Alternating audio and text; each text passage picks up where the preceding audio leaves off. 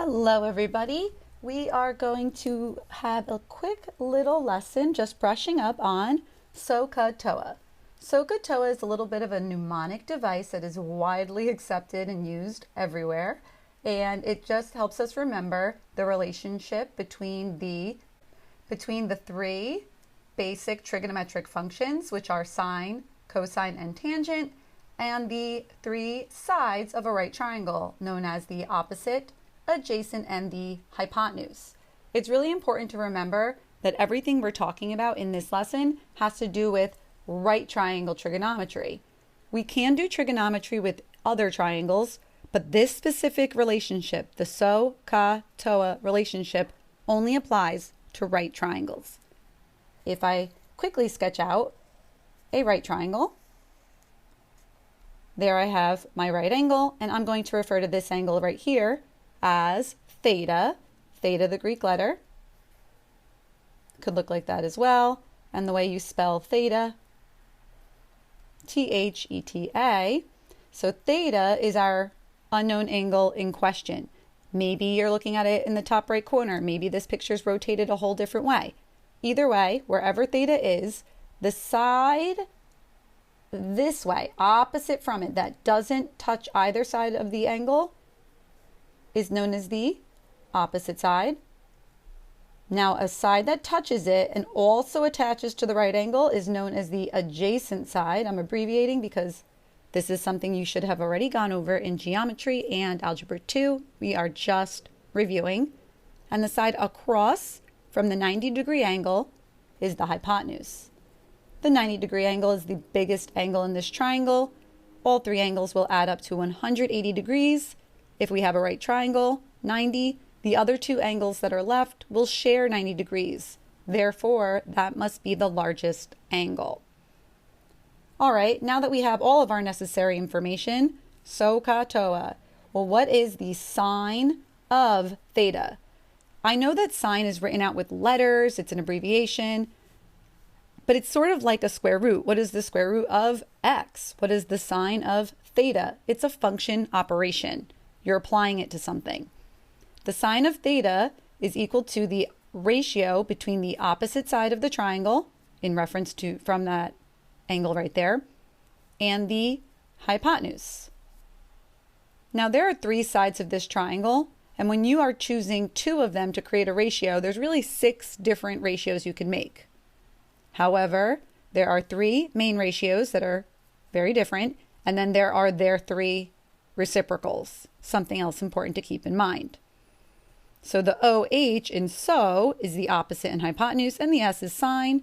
Similarly, cosine of theta will be the ratio between the adjacent side and the hypotenuse. And last, we have tan or tangent of theta, which will be equal to TOA, the opposite side, over the adjacent side. I think it's also important to point out how we spell these things. A lot of people like to call that sin, cos, cos, whatever. I traditionally will pronounce it correctly, sine. This one is cosine, and tangent, and their true spelling are as follow: sine, cosine, and it is literally the word sine with co in front. We'll talk about that another day. And tangent. That is how you spell these words. Handy information to have. All right. Now, if you're being asked to just find the sine of an angle, well, then your answer should just be a ratio. Same with cosine, same with tangent of an angle. Your answer is a ratio. Since the hypotenuse is the largest side, the sine or cosine should always be less than or equal to 1. We'll talk about the 1 in a future lesson. But you shouldn't be getting fractions or ratios where the numerator is bigger. It makes no sense. Here, there's no rule or restriction for the opposite and adjacent which one's bigger. So really, tangent could be an answer between 0 and 1. It could be equal to 1. It could be greater than 1. There's a little bit more give, a little bit more freedom when it comes to tangent. Another thing you might remember doing is in geometry is busting out your calculator to determine the measure of an angle.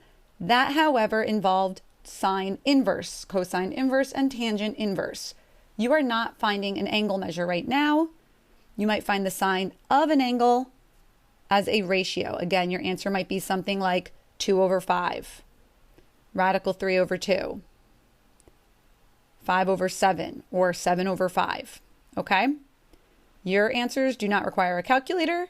You should leave them as a nice reduced fraction. You should always simplify your radicals, and you should not need to use an inverse button on your calculator at all. You don't even need to use the sine, cosine, or tangent buttons. All right? Now let's just do a couple of examples to become reacquainted with this lesson. Here we have a few examples to get us started. They are going to align with the worksheet that you'll be working on. And in fact, the first example is exactly the same as the one on the worksheet. I may not solve it out all the way, but I will help kind of coach you through a few things and get you started.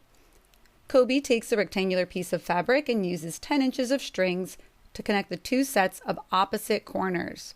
If the rectangle's length and width are in the ratio of 1:2, then find the perimeter of the rectangle in fully simplified form. When in doubt, draw it out. So here I have a rectangle. Kobe puts a piece of string from one corner to the opposite corner, and allegedly this string is 10 inches in length. It's a rectangle, so we got all right angles. Now the length and width are in the ratio of 1:2. When we don't know their exact lengths, but we know that their ratio is 1:2, what we can do is name these side lengths 1x and 2x, because then that ratio, no matter what x is, will reduce down to 1:2. That means this over here is also 1x, and this over here is also 2x, because that's how rectangles work, right? We should all remember that from geometry. Now, I have a right triangle here. There's a very famous theorem that many of you should be well acquainted with, known as the Pythagorean Theorem. If you use the Pythagorean Theorem, you will substitute in these expressions for your A, B, and C. From there, you will only have one variable in your equation, and you really should not have too much trouble solving for that one variable. Once you figure out what x is equal to, you can fill it back in to find the length and width, and then from there, you can find the perimeter of the rectangle in fully simplified form. The expression in fully simplified form is giving me the indication that I will probably have a radical in my answer that needs to be simplified. We went over simplifying radicals in lesson 1. This here is lesson 3. Lesson 2, we went over special right triangles, which is also very relevant when we get into right triangle trigonometry. Now let's look at example 2. Find sine, cosine, and tangent of theta, but we're going to need to have a triangle to do that with. So let's take a second and create a triangle. That triangle right now will have to have a right angle. I can call this side length 8, this one 12. Oh, I'm sorry, I'm a little cut off there. There we go. And I don't have to tell you this one, because what can you do yet again? You can use Pythagorean Theorem. Then we'll figure out the length of side x. From here, we also need to indicate where is the angle theta. So let's put theta right over here. If theta were here, you would have a totally different problem.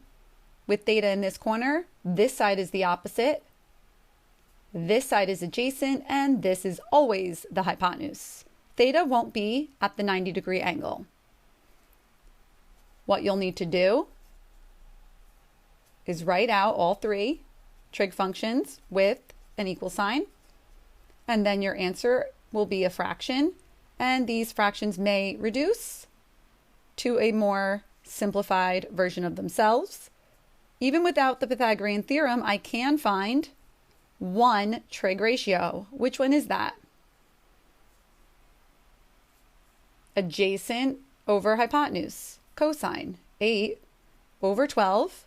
They both have a common factor of 4, and I'll have 2 over 3 as my final answer. What you need to do is use Pythagorean Theorem to find that missing side, and then take that information, find sine and tangent, and perhaps reduce as well. Let's take a little peek at example 3. In example 3, you're asked to find x. Again, I'm not going to fully solve this for you. I am just going to give you a bit of guidance to get you moving. If you look carefully, you actually have a right triangle right over here. Whenever you have a right triangle, that means we can use not only right triangle trigonometry, but also Pythagorean theorem. So I have a leg, I have a hypotenuse. I can figure out the length of this leg right there with Pythagorean theorem. Once I know the length of that leg right there, I could devote my attention to this bigger right triangle right over here that I'm outlining in purple. If I add whatever I got for this leg to the value of 3 for that length over there, I will get the length of that leg. I'll have that leg and 3, and again I can do the Pythagorean theorem to find that missing side right over there. Make sure you always simplify your work as you go. Pay attention to what things will make you more efficient, save you time, and just do your very best. So I hope this helped refresh your memory. If you need a more thorough review, you're more than welcome to check out my Geometry and Algebra 2 lesson videos. If this all made sense to you, give the video a thumbs up for your own records. If it did not make sense to you, give the video a thumbs down so you know you need to review it again. Have a great day.